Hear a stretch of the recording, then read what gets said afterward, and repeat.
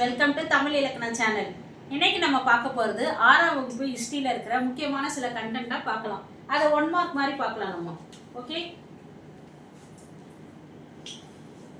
4 வேதங்கள். 4 வேதங்கள் எல்லாருக்கும் தெரியும். என்னென்ன வேதம்? ரிக், யஜுர், சாம, அதர்வன. 4 வேதங்கள் என்னது? ரிக், யஜுர், சாம, அதர்வன. அப்புறம் இந்தியாவின் தேசிய குறிக்கோள். இந்தியாவின் தேசிய குறிக்கோளை எந்த வார்த்தையை நம்ம சொல்றோம்? வாய்மையே வெல்லும். என்னது? வாய்மையே வெல்லும். இந்தியாவின் தேசிய குறிக்கோள் என்ன அப்படின்னு கேட்டாங்கன்னா, 1 வேர்ட்ல கேட்டாங்கன்னா என்ன எழுதணும்? வாய்மையே வெல்லும். அதுக்கு என்ன சொல்றோம்? சத்தியமேவ ஜெயதே. அதுதான் அது. அப்புறம் மூத்தோர்களை கொண்ட மன்றம் எதுன்னு சொல்லிட்டு ஒரு கிளாஸ்ல நான் சொல்லி கொடுத்துருக்கேன். மூத்தோர்களை கொண்ட மன்றம் எதுனா சபா.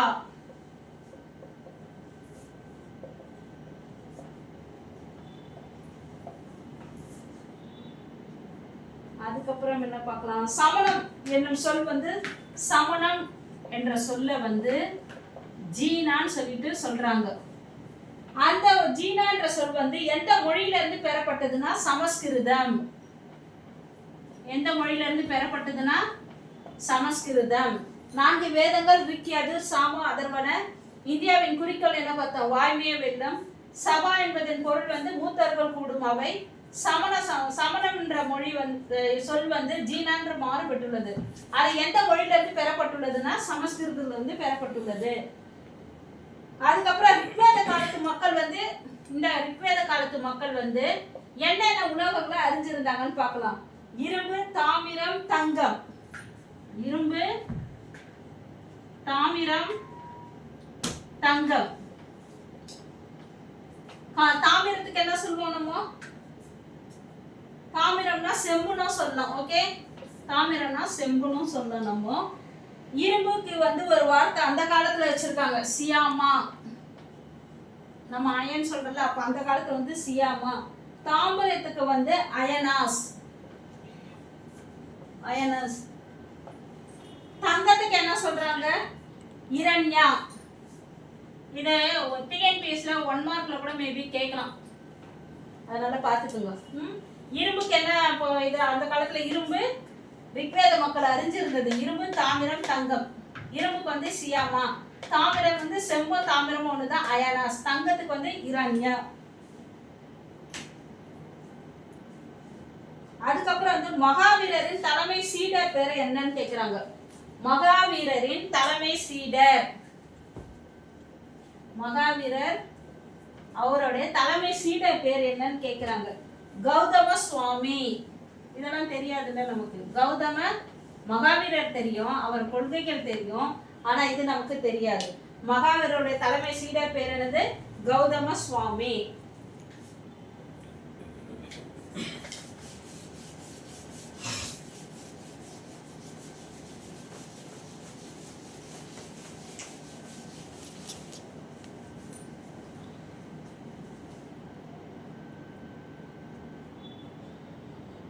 புத்தருடைய உடல் உறுப்புகளின் எஞ்சிய பாகங்கள் மீது கட்டப்பட்டு இருக்கும் ஒரு கட்டடம் எங்கதுன்னா ஸ்தூபி. ஸ்தூபின்ற கட்டடத்துல புத்தருடைய எஞ்சிய பாகங்களை வச்சு புதைக்கப்பட்டு அது மேல கட்டடம் எழுப்பியிருக்காங்க. அஜந்தா குகைக்குள்ள இருக்கிற சுவர்கள்ல மேற்கூரைகள்ல வரையப்பட்ட கதைகள் என்னது? ஜாதக கதைகள். இதெல்லாம் பழைய கிளாஸ்ல நான் சொல்லி கொடுத்துருக்கேன். ஜாதக கதைகள்.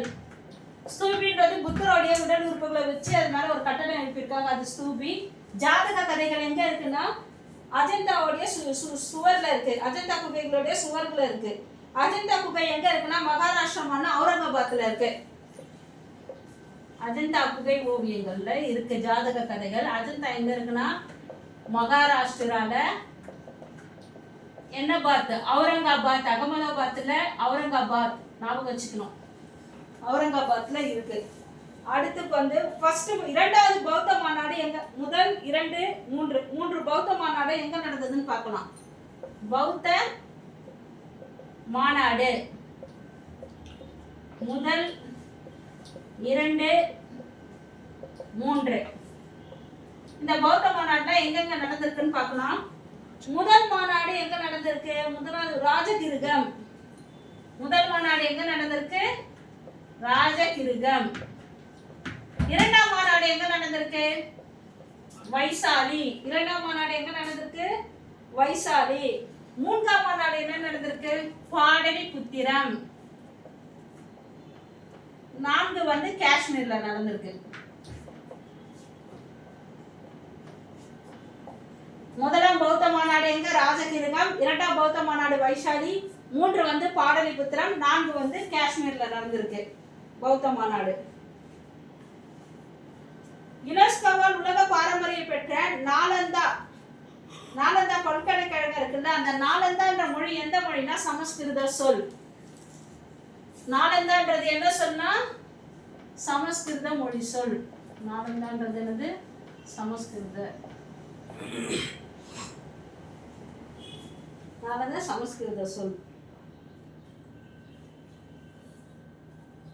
இப்ப மௌரிய பேரரசு இருக்கு, நிறைய பேரரசு இருக்கு. இந்த மௌரிய பேரரசை பத்தி நம்ம தெரிஞ்சுக்கணும்னா, மௌரிய பேரரசை பத்தி தெரிஞ்சுக்கணும்னா எந்த நூலை படிச்சா தெரியும்னா, இண்டிகா. எந்த நூல்ல அவரை பத்தி இருக்குன்னா இண்டிகான்ற நூல்ல இருக்கு. அந்த நூலை எழுதியவர் யாருன்னு கேட்டா மெகஸ்தனீஸ். அந்த நூலை எழுதியவர் யாருன்னு கேட்டா மெகஸ்தனீஸ். மௌரிய பேரரசை பற்றி நம்ம தெரிஞ்சுக்கணும்னா எந்த நூலை படிக்கணும்? இண்டிகா படிக்கணும். அந்த நூலை எழுதியவர் யாருன்னா மெகஸ்தனீஸ். அதே மாதிரி இந்த மௌரிய பேரரசுல இருக்கிற மாபெரும் தலைநகரம் எதுனா பாடலிபுத்திரம். மௌரிய பேரரசின் தலைநகரம் எதுனா பாடலிபுத்திரம்.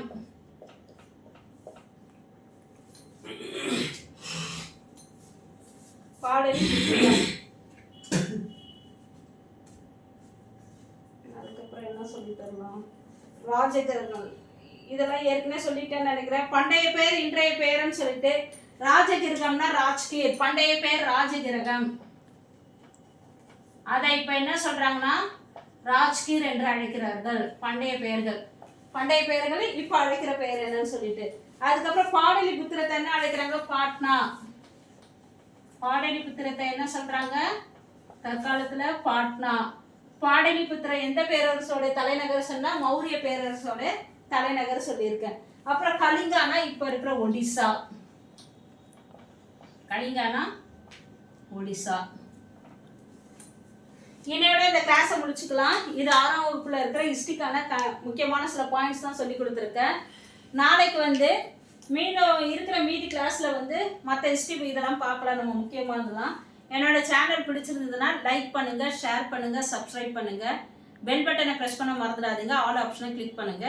நாளைக்கு வேற ஒரு கண்டென்ட்ல பார்க்கலாம்.